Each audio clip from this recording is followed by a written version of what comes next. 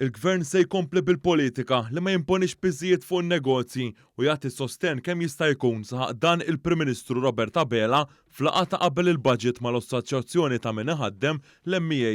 Mal-MEA il-Prim Ministru Robert Abela riafferma l-impenn fuq il-pjan ta' 5 snin li l-Gvern inaqqas il-pis tat-taxxa fuq in-negozji u jdaħħal inċentivi ġodda għal min jinvesti u joħloq ix-xogħol f'pajjiżna. Dr. Abela fakkar li l-Gvern Malti huwa l-unika fl-Ewropa li qed iġġorr il-pis taż-żidiet fil-prezzijiet tal-enerġija u l-fjuwil. Dan ifisser li n-negozji f'Malta baqgħu kompetittivi.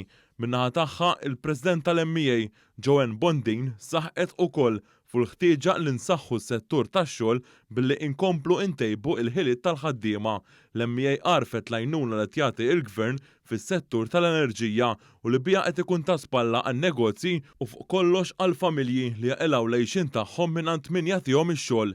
Intant fla oħra din id-darba mal-Kamra għan-Negozji żaru medji, il-Prim Ministru saq li l-Gvern se jibqa' jemmen fl-investiment u fis-sosten tal-kapaċità produttiva ta' pajjiżna. Dr. Abela qal li fi żmien meta f'pajjiżi Ewropej oħra in-negozji qed jiġu mwafqa milli jkomplu jaħdmu billi tinqatalhom il-provvista tal-elettriku minħabba il-kriżi fil-qasam tal-enerġija, Malta kisbet derogi mill-Unjoni Ewropea biex l-intrapriżi jibqgħu jaħdmu mingħajr xkil u f'pajjiżna qed jingħataw ukoll l-akbar sussidji fl-Ewropa f'dan il-qasam.